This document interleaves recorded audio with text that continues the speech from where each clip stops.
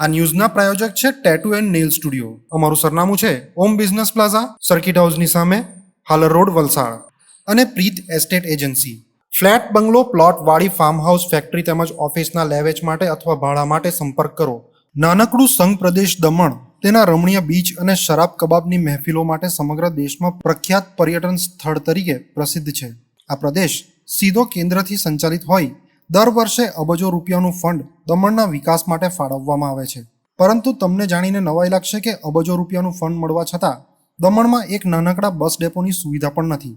વર્ષો પહેલા દમણના રાજીવ ગાંધી સેતુ નજીકના મેદાનમાં મિની બસ સ્ટેન્ડ બનાવવામાં આવ્યું હતું, જે જર્જરિત થતાં લગભગ 4 વર્ષ પહેલા તેનું ડિમોલિશન કરી નાખવામાં આવ્યું હતું. તે સમયે તંત્ર દ્વારા મિની બસ સ્ટેન્ડના સ્થાને નવા અત્યાધુનિક બસ ડેપોનું નિર્માણ કરવાના બણગા ફૂંકવામાં આવ્યા હતા. પરંતુ આજે 4 વર્ષ બાદ પણ દમણની જનતા એક અદદ બસ ડેપોથી વંચિત જ રહી છે. છેલ્લા 4 વર્ષથી દમણની જનતા શિયાળો, ઉનાળો અને ચોમાસામાં સરકારી બસોમાં અવરજવર માટે ભારે હાડમારીનો સામનો કરી રહી છે. ઉનાળાની કાળઝાળ ગરમીમાં શેકાઈને અને ચોમાસાના ધોધમાર વરસાદમાં ભીંજાઈને બસની રાહ જોતા મુસાફરોની હાલત ખૂબ જ દયનીય સ્થિતિ ઉત્પન્ન કરે છે. ગરમી અને વરસાદથી બચવા મુસાફરોએ આસપાસની દુકાનોનો સહારો લેવા મજબૂર થવું પડે છે. ઉનાળામાં દમણ નગરપાલિકા દ્વારા અહીં મુસાફરોની સુવિધા માટે તાડપત્રીનો શેડ બનાવવાની વાત કરવામાં આવી હતી, જે હજુ સુધી બનાવવામાં આવ્યો નથી અને મુસાફરો હજી પણ પરેશાની ભોગવી રહ્યા છે. દમણનો એસટી બસ વ્યવહાર ગુજરાત અને મહારાષ્ટ્ર સાથે સંકળાયેલો છે, જેથી મોટી સંખ્યામાં ત્રણેય પ્રદેશના લોકો સરકારી બસની સેવાનો લાભ લે છે. મોટાભાગે દમણના વિદ્યાર્થીઓ કે જેઓ ગુજરાત અને દમણના આસપાસના વિસ્તારોમાં ભણતા હોય તેઓ બસોનો વધારે ઉપયોગ કરતા હોય છે. પરંતુ બસ ડેપો પર ટાઈમ ટેબલથી લઈને ઇન્ક્વાયરી માટે પણ કોઈ સુવિધા ન હોવાથી કઈ બસ ક્યારે આવવાની છે તેની કોઈ ગતાગમ પડતી નથી. બધું ખાતું માત્ર અંદાજ લગાવવાના ભરોસે જ ચાલી રહ્યું છે.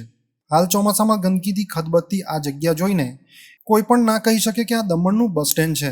દમણમાં બસ ડેપોના અભાવને કારણે લોકોને પડતી હાલાકીનો મુદ્દો દમણના સાંસદ ઉમેશ પટેલે પણ લોકસભામાં ગજવ્યો હતો.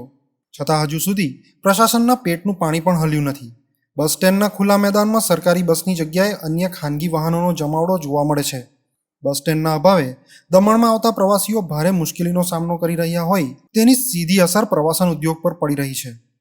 હાલ કેન્દ્ર સરકાર દ્વારા રજૂ કરેલ બજેટમાં ગૃહ મંત્રાલયે દમણ, દીવ અને દાદરા નગર હવેલીને વર્ષ 2024 અને 25 માટે 2648.97 કરોડનું બજેટ ફાળવ્યું છે.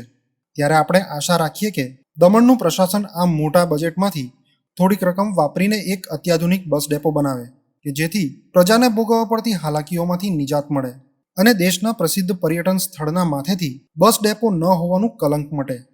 सरकार टूरिज्म को बढ़ावा देने की बातें करती है और हमारे प्रदेश दमन और दीव में बस स्टैंड तक नहीं है. हमारा पहला प्रदेश है जहां बस स्टैंड तक नहीं है. आप सोचिए, ऐसे में पर्यटकों को सुधार होगा क्या? ऐसे पर्यटन को बढ़ावा. मेरा नाम अंजलि जायसवाल है. मैं श्रीनाथ जी कॉलेज में जाती हूँ, वर्तुल. अभी मुझे 2 साल हो चुके हैं, अभी मेरा फाइनल ईयर है. तो हम लोग बस से ही आते जाते हैं. यहाँ पे क्या है कि बस का हमें प्रॉपर टाइमिंग नहीं पता चलता है कि बस कब आएगी, क्योंकि यहाँ पे कोई सुविधा नहीं है, ना ही कोई एक ऑफिस है जिससे हम पता कर सकें कि बस कितने बजे कब आती जाती है. हमें कुछ ऐसे पता नहीं चलता है.